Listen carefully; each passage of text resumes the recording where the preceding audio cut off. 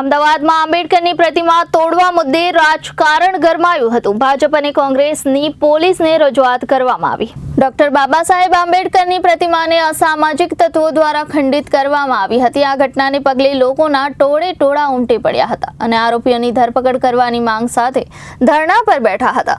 ઘટનાના બીજા દિવસે પણ પ્રતિમા પાસે ધરણા યથાવત છે। કોંગ્રેસ પ્રમુખ હિંમતસિંહ પટેલે જણાવ્યું કે ગઈકાલે મણિનગર વિધાનસભા ખોખરામાં બાબા સાહેબ આંબેડકરની પ્રતિમા ખંડિત કરવામાં આવી છે। કેટલાક અસામાજિક તત્વોએ શાંત વાતાવરણને દહોડવાનું કૃત્ય કર્યું છે।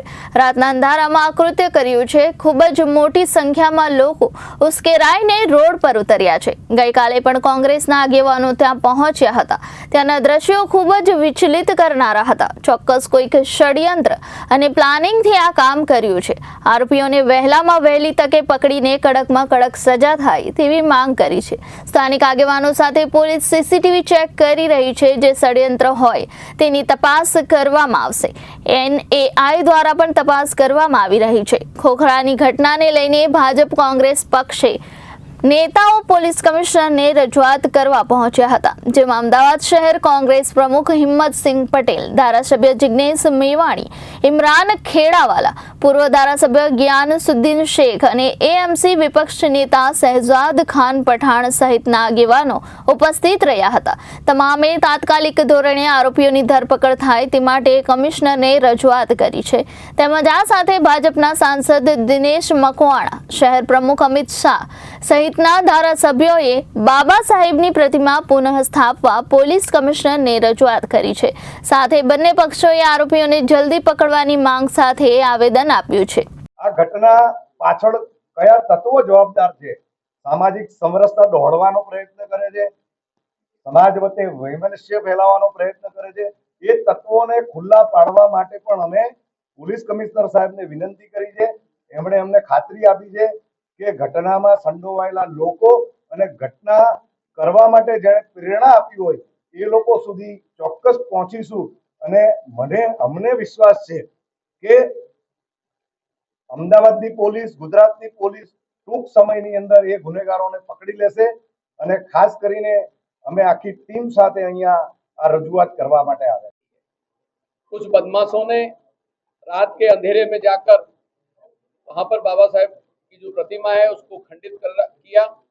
वहां पर उस प्रतिमा को जब सुबह स्थानिक लोग उठे और उन्होंने देखा कि बाबा साहेब की प्रतिमा खंडित है तो लोगों में बहुत जन आक्रोश आ गया। लोग रोड पर उतर आए और बहुत गंभीर स्वरूप वहां पर धारण हुआ। तो जैसे ही इस चीज का हम लोगों को इतला हुई, वहां के स्थानिक आगेवानों ने बात की, हमारे वहां के कांग्रेस के कॉर्पोरेटर और अहमदाबाद कॉर्पोरेशन के दंडक जगदीश राठौड़ जी वहां पहुंचे। हमारे वहां के अध्यक्ष रवि मकवाना जी, विधानसभा के अध्यक्ष बलदेव देसाई जी, पूरी वहां पर कांग्रेस की टीम पहुंची और मैं भी वहां थोड़ी ही क्षण में वहां पहुंच गया और जाकर वहां जो प्रतिमा की जो मैंने परिस्थिति देखी तो बहुत ही दर्द और बहुत ही दुख हुआ। इस देश के राष्ट्र के महामानव बाबा साहेब आम्बेडकर की प्रतिमा को खंडित करने का जो ये हीन प्रयास किया गया है, ये किसी न किसी षड्यंत्र का कोई भाग है। नफरत फैलाने के लिए, हमारे सद्भावना के माहौल को डिस्टर्ब करने के लिए इसके पीछे कोई ना कोई साजिश है, किसी न किसी का हाथ है। तो हमने आज उस चीज को कल गंभीरता लेते हुए पुलिस कमिश्नर श्री और हमारे अधिक पुलिस कमिश्नर श्री, वहां के डिप्टी कमिश्नर और स्थानिक अधिकारियों के साथ पहले कहा कि इसकी कंप्लेन पुलिस कंप्लेनर बने और पुलिस ने कल वो कंप्लेन ली और उसके बाद यहाँ पर प्रतिमा की वहां के स्थानिक लोगों की बात थी कि स्थापना की जाए। लेकिन अभी जो वहां पर लोगों का आंदोलन चल रहा है उनकी बात यह है कि जल्द से जल्द पहले गुनेगार को पकड़ा जाए और उनको सख्त से सख्त कड़ी सजा दी जाए। इसके लिए वहां पर अभी भी जन आंदोलन चालू है। हमने कमिश्नर साहब से अभी यही दरखास्त रखी है कि जल्द से जल्द जो भी गुनेगार हैं और जिसने भी ये षड्यंत्र किया है, उसने गुजरात के शांत माहौल को बिगाड़ने की कोशिश की है। इसके पीछे कोई राजनीतिक चाल भी हो सकती है, तो इसके पीछे NIA की टीम को भी लगाया जाए और यहाँ की पूरी SOG, ATS, क्राइम और सभी पुलिस संयुक्त तरीके से इस ऑपरेशन को जल्द से जल्द जो गुनेगार है उनको पकड़कर हाजिर किया जाए, जिससे हम लोगों को सही रूप में मालूम पड़े कि उनकी क्या साजिश थी। और जल्द से जैसे ही ये गुनेगार पकड़े जाते हैं, स्थानीय की बात है कि वहाँ फिर से बाबा साहेब की प्रतिमा की स्थापना हो। तो यही प्रयास हमारा है, शांति सद्भावना बनी रहे। बाबा साहब इस देश की महान विभूति है। 150 करोड़ जनता के लिए उन्होंने देश का संविधान बनाया, सबको हक और अधिकार दिया और आज हम सब उसी के लिए यहाँ कमिश्नर साहब से मिले हैं। धन्यवाद। અન્ય સંગઠનો જે પણ છે ભીમ સેનાને એમને પણ આ બાબતે સીપી સાહેબને આવેદનપત્ર આપીને રજૂઆત કરી છે કે વહેલામાં વહેલી તકે આ આરોપીઓની ધરપકડ થઈ જાય અને જે ખંડિત મૂર્તિ છે એનું પુનઃસ્થાપન એ ગરિમાપૂર્વક થાય એ બાબતના પ્રયત્ન કરવા સીપી સાહેબે પણ એમને બાંયધરી આપી છે અને આ બધી ટીમો અત્યારે આ કામમાં લાગી